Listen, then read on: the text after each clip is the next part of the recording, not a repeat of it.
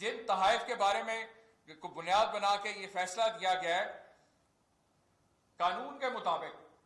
جب ایک سرٹن ایک عہدے پہ کوئی فائز ہوتا ہے، سرکاری بھی عہدے داران اس میں موجود ہیں، تو ان کو اس کی انٹائٹلمنٹ ہے کہ جو قیمت سرکار کیبنٹ ڈویژن کی طرف سے طے کی جائے وہ اس کو ادا کرے اور وہ تحائف ملنے والے تحائف وصول کر سکتے ہیں۔ عمران خان صاحب نے نہ صرف جو ان تحائف کی کیبنٹ ڈویژن کی جانب سے مقررہ جو قیمت تھی وہ ادا کی، بلکہ اگر ان تحائف میں سے کچھ تحائف انہوں نے اگر فروخت کیے تو اس میں جو منافع ہوا اس پہ بھی ٹیکس دیا، اور اپنے انکم ٹیکس کی ریٹرنز میں انہوں نے اس کو فائل کیا اس کے اندر۔ سو ایسا ہرگز نہیں ہے۔ یہ جو درباریوں کو ٹولہ جو حقائق مسخ کرنے کے اوپر لگایا، عوام کو میڈیا کے ذریعے گمراہ کر رہے کہ جی عمران خان نے کوئی چوری کر لی، کوئی کرپشن کر لی، ایسا ہرگز نہیں ہے۔ اس فیصلے سے بھی نہ عمران خان صاحب چور نہ ہی کرپٹ ثابت ہوتے ہیں، بلکہ ان کو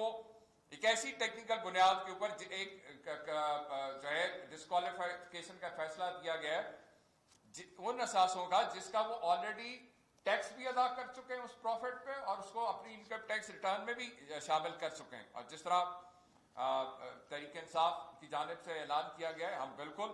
اس ناانصافی پہ مبنی فیصلے کو، اس غیر آئینی فیصلے کو ہم عدالت میں بھی چیلنج کریں گے، کیونکہ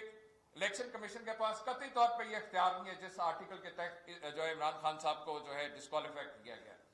تو یہ ساری جو ملی بھگت ہے، یہ چوروں کا جتھا جتنی مرضی کوششیں کر لے، ہم پہلے بھی کہہ چکے کہ جو گڑھا عمران خان کے لیے کھودتے ہیں اس میں یہ خود گرتے ہیں، اور ان کے اپنے مکروہ چہرے جو ہے قوم کے سامنے بے نقاب ہوتے ہیں۔ انشاءاللہ تعالی ہم ان مافیاز کا پہلے بھی مقابلہ کرتے رہیں اور اب بھی جو ہے بھرپور مقابلہ کریں گے، اور ہمیں پوری امید ہے کہ عمران خان صاحب انشاءاللہ قانون کی عدالت میں جو ہے سرخرو ہوں گے انشاءاللہ۔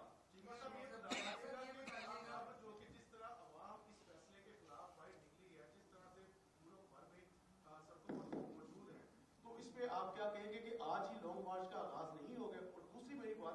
دوسرا سوال یہ ہے کہ مسلم لیگ نون کی نائب صدر مریم نواز نے کہا ہے کہ عمران خان صاحب کو اس پر گرفتار کر کے جو لوٹا ہوا پیسہ وہ واپس کیا جائے، اس پہ آپ کیا رد دیں گے؟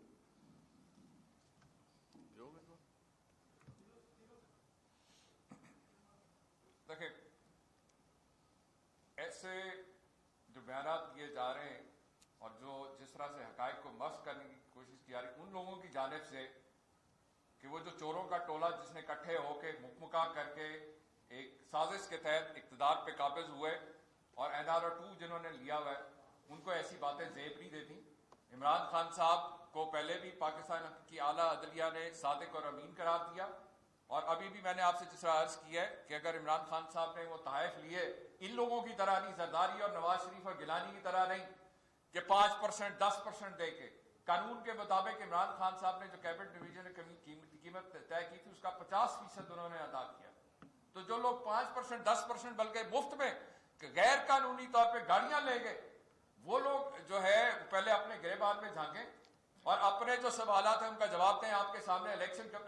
ہائی کورٹ نے فیصلہ دیا کہ جس طرح ممنوعہ فنڈنگ کیس کے، میں آپ کو صرف بتا رہا ہوں کہ الیکشن کمیشن کی جانبداری کے حوالے سے، ان کی ناانصافی کے حوالے سے، کہ بجائے اس کے کہ عدالت کے فیصلے پہ عمل کرتے اور ان سے PMLN پیپلز پارٹی اور JUI سے جو ہے ان سے ان کی فنڈنگ کے حوالے سے سوالات کیا جاتے ہیں، تحریک انصاف کو جو ہے وہ انتقامی کارروائیوں کا نشانہ بنایا جا رہا ہے۔ پھر دوسرا یہ کہ مریم نواز کے حوالے سے قذافی صاحب ایک سیکنڈ، مریم نواز کے حوالے سے آپ نے کہا کہ انہوں نے یہ کہا ہے مریم نواز کو بھی شرم آنی چاہیے اس طرح کی بات کرتے ہوئے۔ مریم نواز وہ خاتون ہیں جو کنوکٹڈ تھیں، مریم نواز وہ خاتون ہے جن کے بھائی برملا اعتراف کر چکے ہیں ایون فیلڈ کے اپارٹمنٹ تو ہمارے ہیں، ہم اون کرتے ہیں، میری بہن اس کی ٹرسٹی ہے، نیلسن اور نیسکول ہماری کمپنیز ہیں، ان کے ذریعے سے ہم انہیں لک آفٹر کرتے ہیں۔ اور ایک ٹی وی پروگرام میں جس میں ایک طرف میں تھا جس میں نے یہ کہا تھا کہ ان کی بیرون ملک جائیدادیں ہیں، وہاں انہوں نے یہ کہا کہ یہ جو الزام لگا رہے ہیں بیرون ملک میری جائیدادیں، میری تو اس ملک کے اندر بھی کوئی جائیداد نہیں اور میں اپنے والد کے ساتھ رہ رہی ہوں۔ تو انہیں یہ بات کہتے سے پہلے سوچنا چاہیے کہ وہ کیا بات کر رہی ہیں، یعنی کیلبری فونٹ کی موجد اور لتھڑی ہوئی ہیں، کرپشن کے ان کیسز کے اندر کنوکٹڈ تھیں اور جن حالات کے اندر انہیں یہاں پر بیل آؤٹ کیا وہ بھی آپ کے سامنے ہے. ہم ان کے ان الزامات کی مذمت کرتے ہیں کہ عمران خان کو گرفتار کیا جائے. عمران خان کو گرفتار کرنے کا کوئی جواز نہیں ہے. گزارش یہ ہے کہ یہ بتائیے گا کہ آپ اس فیصلے کی روشنی میں مستقبل میں سول ملٹری ریلیشنز کو کس نظر سے دیکھتے ہیں کہ اس کو کیسے آپ ایویلویٹ کرتے ہیں, کیونکہ آپ کا بھی ایک اداروں کے حوالے سے ایک خاص موقف رہا ہے, تو آج اس فیصلے کی تناظر میں کس طرح دیکھتے ہیں؟ دوسرا, پارلیمنٹ میں جانے کا مقصد ہے کہ صاحب کا کوئی پلان ہے, کیونکہ ظاہر ہے پارلیمنٹ میں آپ ہوتے تو زیادہ مور افیکٹو آپ کا پروٹیسٹ اور باقی چیزیں ہوتی. دیکھیں, پارلیمنٹ میں قومی اسمبلی کے حوالے سے جو فیصلہ تو پہلے ہی جو جماعت کا ہے وہ آپ کے سامنے ہے کہ ہمیں اس الیجیٹمیٹ گورنمنٹ کو جو سازش کے تحت اقتدار پہ قابض ہوئی اس کو نہیں ماننا. دوسرا, یہ بات رہی آپ کی جو سول ملٹری ریلیشن شپ کے حوالے سے, تو ہم بڑا واضح طور پہ پہلے بھی اپنا موقف دے چکے ہیں کہ یہ جو جتھا اقتدار پہ قابض ہوا ہے, ان کے پچھلے 5 ماہ میں جتنے بھی آپ دیکھ لیں, جتنی بھی کارروائیاں ہیں, اس کا مقصد ہی صرف یہ ہے کہ ملک کے اندر ایسے حالات کریٹ کر دیے جائیں کہ یہ لوگ پھر سے سیاسی شہید بن جائیں. NRO2 یہ پہلے ہی لے چکے ہیں, نیب قوانین کے اندر تبدیلی کر کے یہ اپنی چوریاں اور کرپشن پہلے ہی معاف کرا چکے ہیں, کیسز پہلے ہی معاف کرا چکے ہیں. عوام کے اندر جانے کے لیے ان کے پاس کچھ ہے نہیں, عوام کو دینے کے لیے کچھ ہے نہیں, سوائے چوروں کو ریلیف دینے کے انہوں نے 5 مہینے میں کیا کچھ نہیں ہے. تو جب عوام کو بھی منہ نہیں دکھا سکتے اور اقتدار چلانے, حکومت چلانے کے لیے ان کے پاس کوئی پالیسی نہیں ہے, تو یہ ان کی صرف یہی کوشش ہے کہ ریاستی مشینری کو, ریاستی اداروں کو استعمال کرتے ہوئے مخالفین کے خلاف جو ہے ایسی کارروائیاں کی جائیں, انتقامی کارروائیاں کی جائیں. اور عوام کے اندر یہ لوگ ہیں جو عوام کو اپنے ایسے اقدامات سے عوام کو بھڑکا رہے قومی اداروں کے خلاف, لیکن یہ عمران خان صاحب ہی تھے جنہوں نے بڑی ذمہ داری کے ساتھ ایسے حالات نہیں ہونے دیے. اور آج جو حالات ہیں آپ کے سامنے, اس وقت پورے پاکستان میں کراچی سے لے کے خیبر تک عوام, ہم نے کسی کو کوئی ریلی نہیں نکالی نواز شریف کی طرح کہ مجھے کیوں نکالا, عوام نے خود لوگوں نے باہر نکل کے جو ہے اپنے جذبات کا اظہار کر رہے پرامن طریقے سے اس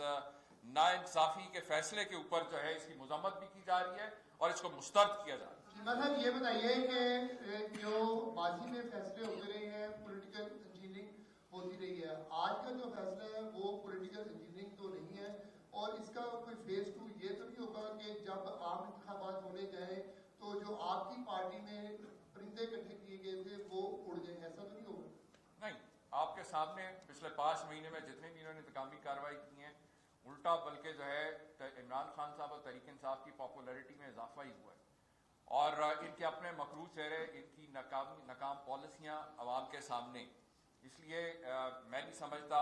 کہ ان کی اس قسم کی کارروائیوں سے تحریک انصاف یا عمران خان صاحب کی پاپولیرٹی میں کسی قسم کا فرق ہے. چیمہ صاحب یہ بتائیں کہ آپ نے کہا کہ عمران خان صاحب نے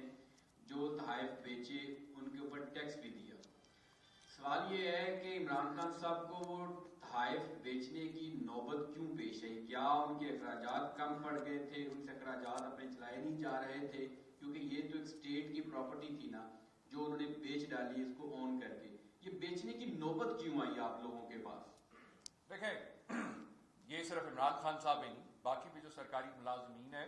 سب کو, کسی کو پلاٹ ملتے ہیں, کسی کو اور باقی تحائف ملتے ہیں کسی شکل میں. تو جو پالیسی کے مطابق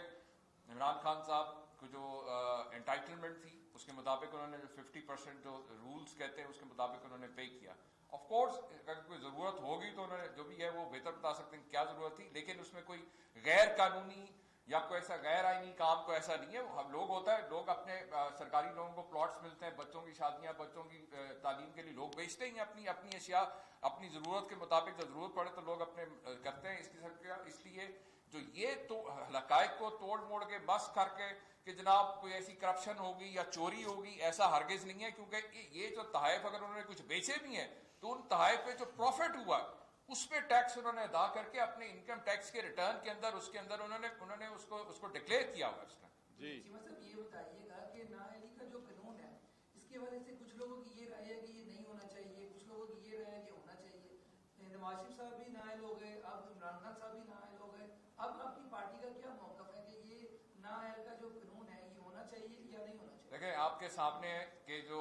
183(4) کے تحت نواز شریف صاحب کی پاناما میں جو نااہلی ہوئی اس کے خلاف کوئی اپیل کا حق موجود نہیں ہے. اور یہ جو بات پہلے شیخ صاحب نے کی کہ پولیٹیکل انجینئرنگ 5 مہینے سے انہوں نے اور کیا کیا ہے سوائے پولیٹیکل انجینئرنگ کر کے جو ہے مخالفین کو جو ہے ان پہ جھوٹے پرچے اور اس طرح سے جو ہے الزامات لگانے کے ان کو جو ہے اس قسم کے معاملات میں الجھانے کے علاوہ اس جتھا جو بیٹھا ہوا ہے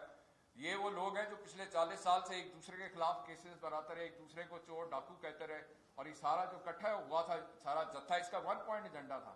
کہ لٹو اور پھٹو, اور وہ آپ نے دیکھ لیا کہ آتے ساری انہوں نے جو ہے کس طرح سے NRO2 لیا اور اپنے جو ہے لیب کیسز میں تبدیلی کر کے انہوں نے سارا یہ معاملات چلائے ہیں.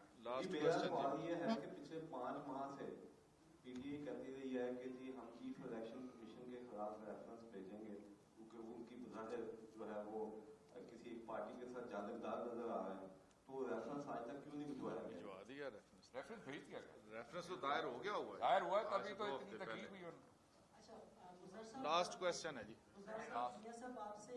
2 سوال ہیں. پہلا سوال تو یہ کہ جو فیصلہ ہوا ہے جس جتھے کی آپ بات کر رہے ہیں کیا اس جتھے کو